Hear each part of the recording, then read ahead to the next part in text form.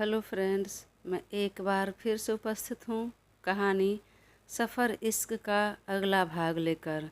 इसके पहले भी 25 भाग अपलोड हो चुके हैं। अगर आपने नहीं देखा तो प्लीज़ एक बार मेरे चैनल पर जाकर अवश्य देखें। तुम फिर से आ गए हमें डिस्टर्ब करने। अरे तुम्हारी प्रॉब्लम क्या है? बोलते हुए सिर उठाकर देखा तो नील की सिट्टी पिट्टी गुम हो गई। सामने भाई भाभी युवान और कोमल थे। नील, भला यह क्या तरीका है बात करने का? हाँ छोटे, तुम किस लहजे में बात कर रहे हो? दोनों की बात सुनकर नील सकपका गया और एक बार खुद पर नज़र गई, जो कि बिना शर्ट पहने ही आ गया था। भाई भाभी, आप दोनों इतनी रात गए, आए तो बताया भी नहीं, फ़ोन भी नहीं किया, और सिर्फ आप दोनों ही आए हैं कि मम्मी पापा भी हैं? एक बार फिर अपने चरम पर पहुंच चुके जज्बात को जैसे तैसे संभालते हुए रोकते हुए नील ने कहा और झट से अंदर जाकर टी शर्ट पहन लिया। फिर भी युवान की नज़र चली गई थी। नील के चेस्ट और गर्दन पर लिपस्टिक लगे होठों के निशान थे। सॉरी छोटे, हमने तुम्हें डिस्टर्ब किया, पर ज़रूरी बातें करनी हैं, जल्दी बाहर आओ। और कोमल, तुम ज़रा जल्दी से 2 ब्लैक कॉफ़ी बना कर ले आओ यार, मेरा सर फट रहा है, ज़रा जल्दी करना। तो आप 2 कॉफ़ी पियेंगे अकेले? कोमल ने ज़रा नाराज़गी भरे लहजे में कहा। अरे सिर्फ मैं नहीं, छोटे भी पिएगा। हाँ भाभी, मेरा भी बहुत सर फट रहा है, मैं भी पीऊँगा। बोलकर वह एक बार फिर कमरे में गया, जहाँ पिया ब्लैंकेट के अंदर दुबकी हुई थी। नील अंदर आया और हंसते हुए उसका ब्लैंकेट हटा दिया। पिया एक बार फिर खुद में सिमटने लगे। तभी नील ने नीचे से उसका ड्रेस उठाया और उसे दे दिया। लीजिए, पहन लीजिए। क्यों, क्या हुआ? अब की बार कौन है? उठ जाइए और जाइए कपड़े पहन लीजिए। आखिर आपने जो चाहा वही हुआ, अब कुछ नहीं होगा। मेरा भी मूड ऑफ हो चुका है। इतने बड़े घर में अकेले रहो तो भी कोई प्राइवेसी नहीं है। एक बार आपके छोटे भाई ने आकर डिस्टर्ब किया, अब की बार मेरे बड़े भाई ने। मतलब भैया भाभी आ गए? पिया कपड़ा लेकर उठकर बैठते हुए बोली। हाँ, भैया भाभी आ गए और उन्हें कुछ इम्पोर्टेंट बातें करनी हैं। मुझे लगता है शायद बिजनेस को लेकर, तो मैं बाहर जा रहा हूँ उनसे बातें करने। अगर आपको नींद आ रही है तो सो जाइए, या नहीं तो साथ में चलना है, बातें करनी है तो आइए बाहर निकलिए। नहीं, मुझे सोना है, बहुत नींद आ रही है। बिना कुछ किए ही थकान हो गई और नींद आने लगी। नील उसे छेड़ने लगा। बिना कुछ किए क्या, कब से जगा कर रखे तो हैं, तो अब नींद आ रही है। वही तो, बस सिर्फ जगाया तो इतनी थकान हुई, इतनी नींद आ रही है। अगर कुछ किया होता तो? पिया उसके चेस्ट पर हाथ रखकर धक्का देने लगी। चलो जाओ आप बाहर, बहुत बोल रहे हैं। नील ने पिया को बाहों में भर लिया और उसके सिर को चूमते हुए कहा, ठीक है सो जाइए, मैं जा रहा हूँ बाहर बात करने भाई से, और बाहर निकल गया। नीचे हॉल में युवान लैपटॉप लेकर बैठा था। उसके चेहरे पर परेशानी, तनाव साफ दिख रहे थे, और अब तक कोमल भी 2 कॉफ़ी बनाकर लेकर आ चुकी थी। युवान ने एक मग उठाया और दूसरा मग नील को बढ़ाते हुए कहा, बैठो छोटे। नील ने अपना कॉफ़ी मग लिया और वहीं पास में बैठते हुए कहा, क्या हुआ भाई, कोई बड़ी परेशानी की बात है? चेहरे पर तनाव बहुत दिख रहा है। वहाँ आपका काम बराबर तो था ना, मीटिंग वगैरह? हाँ नील, परेशानी की बात तो है। यह जो तुम्हारी बिजनेस पार्टनर है एनी, उसके साथ तुम्हारी मीटिंग अच्छे से तो हुई था ना? मेरा मतलब कॉन्ट्रैक्ट साइन करते समय कोई अनबन या कोई दबाव तो नहीं था ना? नहीं भाई, बिल्कुल नहीं। तो फिर क्या हुआ? उससे कोई तुम्हारा झगड़ा हुआ है? कोई आपस में अनबन बनती नहीं क्या? क्यों, क्या हुआ भाई? उसने बिजनेस कॉन्ट्रैक्ट तोड़ दिया है और जो डील हुई थी कैंसिल कर दिया है। अब वो हमारे साथ आगे बिजनेस नहीं करेगी। सुनते ही नील के गुस्से का ठिकाना नहीं रहा। यह कब और कैसे हुआ, और आपको किसने बताया? उसी ने। और अगर बताया भी तो आपको क्यों? मुझे क्यों नहीं इन्फॉर्म किया? उसने मुझसे क्यों नहीं बात की? कॉन्ट्रैक्ट तो मैंने साइन किया था। आज शाम को ही उसके असिस्टेंट ने मुझे बताया और तब से मैंने तुम्हें कितनी बार फ़ोन किया, पर तुम एक बार भी फ़ोन नहीं उठाया। तुम्हारा फ़ोन कहाँ है? अब नील को याद आया कि फ़ोन तो उसने ऊपर कमरे में ही छोड़ दिया है और वह भी शायद साइलेंट मोड पर होगा। वह तुरंत ऊपर कमरे में गया। मोबाइल लेने तो देखा उस पर भाई के साथ एनी के असिस्टेंट के अनेकों मिस्ड कॉल थे। सॉरी भाई, मोबाइल साइलेंट मोड पर था तो पता नहीं चला। ठीक है, समझ गया, सॉरी बोलने की ज़रूरत नहीं। लेकिन अब आगे क्या करना है सोचो, क्योंकि हमने तो माल बनाने का ऑर्डर दे दिया है और आधा माल हमारा बन गया है। ऐसे में अब वह पीछे हट गई तो बहुत तरह की समस्याएं आ सकती है। पूंजी के साथ मार्केटिंग का भी, जो कि हम साथ मिलकर करने वाले थे। वहाँ भी हमें अपने और एम्प्लॉय स्टाफ बढ़ाना होगा, जो कि इतना जल्दी असंभव सा लग रहा है। अगर नहीं कर पाए तो हम लॉस में जा सकते हैं। ऐसा कुछ नहीं होगा, आप टेंशन मत लीजिए। और पापा को बता दिया आपने? फ़िलहाल तो नहीं, लेकिन मैं सोच रहा हूँ कि बता दूँ। नहीं, अभी मत बताइए, मुझे इसे अपने तरीके से हैंडल करने दीजिए। तुमने क्या सोचा है, कैसे हैंडल करना है इसे, क्या करना है? तुम एनी से अभी बात करो और एक बार फिर मीटिंग करके देखो। अगर मान जाती है तो फिर ठीक है, उसे ऑफ़र करो कि 50% नहीं 75% प्रॉफिट वही रखे। नील ने कुछ जवाब नहीं दिया, बस चुपचाप भाई की बात सुन रहा था। देखो नील, अगर बात कर रहे हो तो थोड़ा पेशेंस रखना, हाइपर होने की ज़रूरत नहीं। वैसे तुम्हें समझ में आया कि उसने कॉन्ट्रैक्ट क्यों तोड़ दिया? भाई आप टेंशन मत लीजिए, मुझे सब समझ में आया उसने कॉन्ट्रैक्ट क्यों तोड़ दिया। और अब मैं उससे कोई मीटिंग नहीं करने वाला, उससे बिल्कुल बात नहीं करने वाला। और मैं अभी के अभी निकल रहा हूँ। कहाँ निकल रहे हो, ऑफिस के लिए? नहीं, तो फिर एनी से मिलने कनाडा जाओगे तुम? नहीं, लंदन जाऊँगा उसके बाप से मिलने। आप टेंशन मत लीजिए, कंपनी घाटे में नहीं जाएगी, कुछ लॉस नहीं होगा, बल्कि इस बार मैं उसे पूरी तरह बर्बाद करके छोड़ूंगा, नील ने मन में कहा। और तुरंत उठकर कमरे में आकर चेंज किया, बिजनेस सूट पहन बैग पैक किया और एक बार बेड पर देखा जहाँ पिया अब तक गहरी नींद में सो चुकी थी। तो नील पास आया और उसे एक पल के लिए देखा और जी में आया कि उसे सोते ही छोड़ देता हूँ, लेकिन रहा नहीं गया और उसने उसे उठा दिया। पिया, पिया। लेकिन गहरी नींद में सो रही पिया ने कसमसा कर वापस उसका हाथ अपने गाल के नीचे दबाकर सो गई। पिया, बच्चा उठो जरा। इस बार उसने उसका चिन्ह पकड़कर हिलाते हुए कहा तो वह उठ गई और आंख मलते हुए अधखुली आंखों से नील को देखा। अब क्यों उठा रहे हैं, सोने दीजिए ना, बहुत नींद लगी है।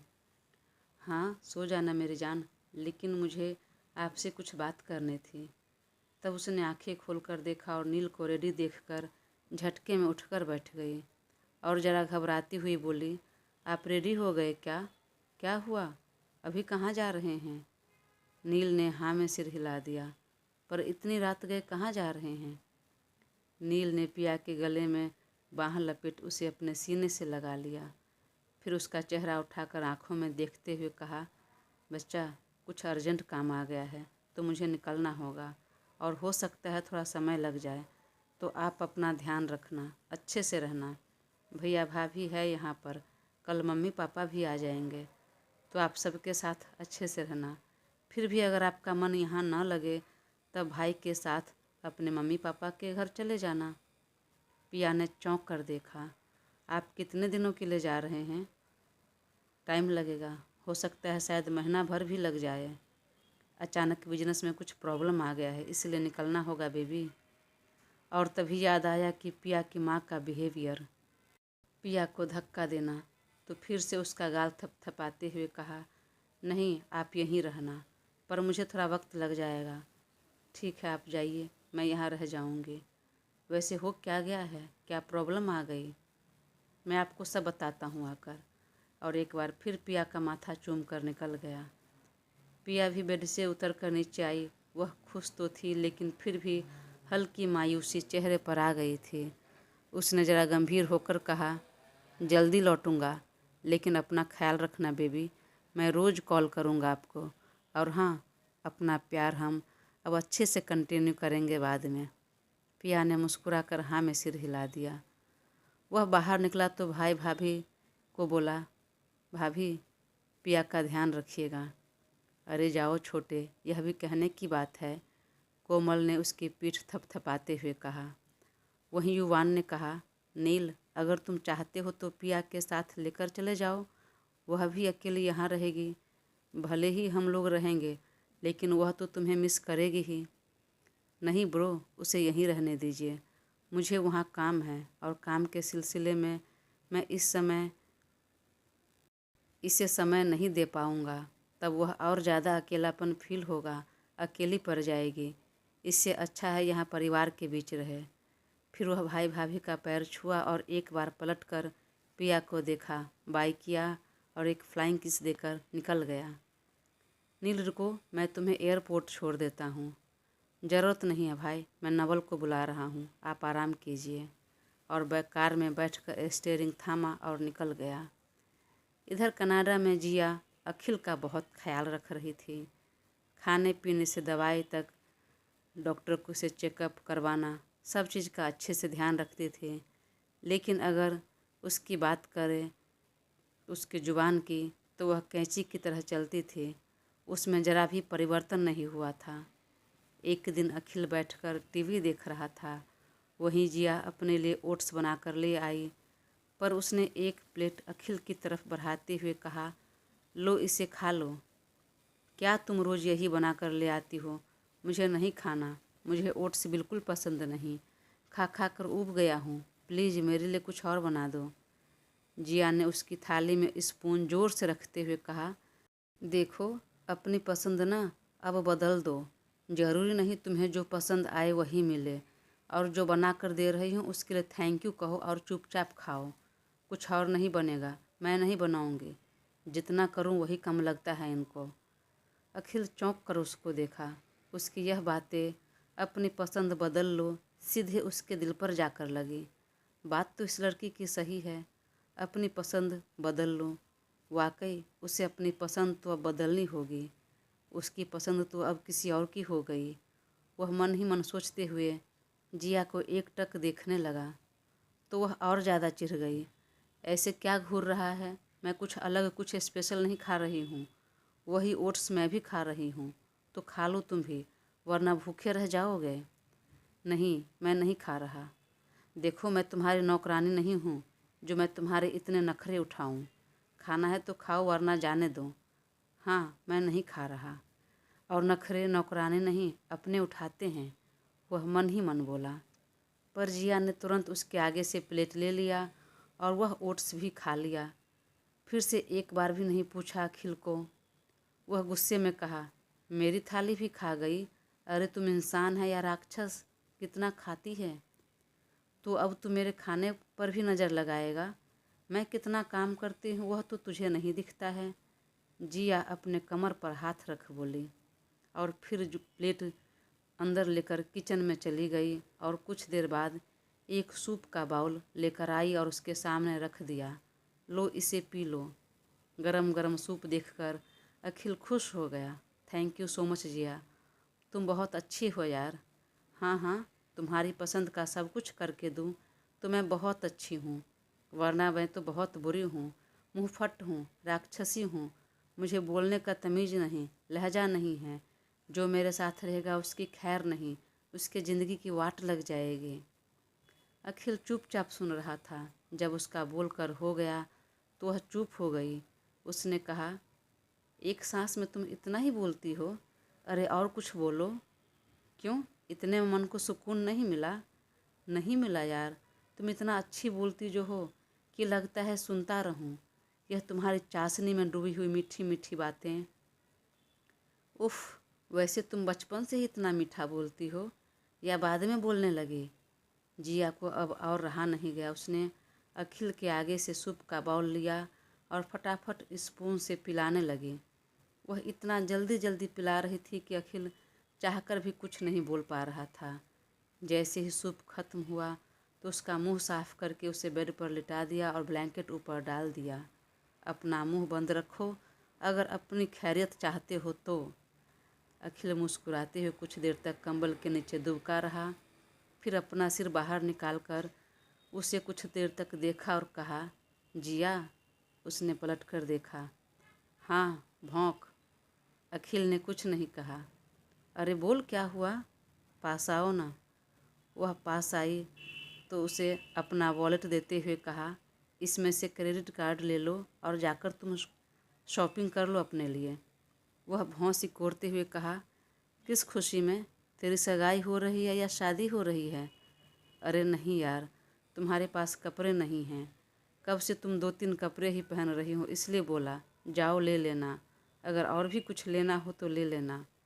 यहाँ पास में ही मॉल है। और हाँ, सेकेंड फ्लोर पर जाओगी तो वहाँ इंडियन वेयर का भी शॉप है, उसमें से कुछ ड्रेस उठा लेना। मैं चाहता हूँ कि तुम इंडियन ड्रेस में तुम्हें देखूँ, तुम्हारे ऊपर अच्छा लगेगा। क्या बोला तुमने? तुम्हारा दिमाग तो ठिकाने है ना? मैंने कहा अपना पसंद खाने पीने में बदलने के लिए, समझा? मुझ पर लाइन मारने की कोशिश मत करना। अरे मैं तुम पर लाइन नहीं मार रहा हूँ यार, तुम यहाँ जब से आई हो तब से इंडियन वेयर नहीं पहनी हो, इसलिए बोला मैंने। अपना मुंह बंद रख और आराम कर। एक हाथ पैर टूटा ही है, अभी इतना मारूंगी कि दूसरा हाथ पैर भी तोड़ कर रख दूंगी, समझा? अखिल चुप रह गया। समय यूं ही बीतने लगे। अखिल के दिल में कहीं न कहीं जिया घर करने लगी थी। वह उसे अच्छी लगने लगी थी और उसके दिलो दिमाग पर भी अभी भी पिया छाई हुई थी, तो वह स्वीकार नहीं कर पा रहा था। वहीं जिया को भी अखिल के साथ बात करना, उसके साथ बैठना अच्छा लगता था, पर वह भी नील के प्यार में डूबी थी अब तक, तो इस बातों सब से वह अनजान थी, स्वीकार नहीं कर पा रही थी। दोस्तों, कहानी आगे जारी रहेगी। प्लीज़ अपना साथ बनाए रखें और चैनल को सब्सक्राइब कर मुझे ज़रूर सपोर्ट करें। Thank you.